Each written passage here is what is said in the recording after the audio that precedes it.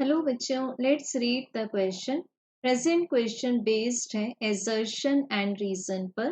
Assertion says a solid sphere placed in the fluid under high pressure is compressed uniformly on all sides, and the reason says the volume of solid sphere will decrease with change of its geometrical shape. सो बच्चों, हमें consider करना है सबसे पहले तो एक fluid. अब इस फ्लूइड में हम एक सॉलिड स्फीयर प्लेस कर देते हैं। Let the radius of solid sphere is are.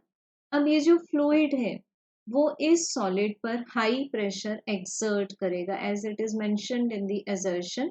सो ये जो प्रेशर होगा that will be radial, because ये सेंट्रल फोर्स होगा। ठीक, ये टुवर्ड्स द सेंटर एक्ट करेगा, perpendicular to the area at any moment. So ये जो स्फीयर है जब सभी साइड से कंप्रेस होगा under hydrostatic pressure, so we can say that the assertion is true. अब बच्चों, रीजन में बताया है कि volume of solid sphere will decrease with change of its geometrical shape. तो अभी जो प्रेजेंट रेडियस है इस स्फीयर की, तो जब इस पर प्रेशर एक्सर्ट होगा तो इसकी रेडियस डिक्रीज हो जाएगी। So let it be r minus delta r, where delta r is the decrease in its radius. सो बच्चों, पहले भी ये स्फीयर था और प्रेशर एक्सर्ट होने के बाद भी ये स्फीयर ही रहेगा।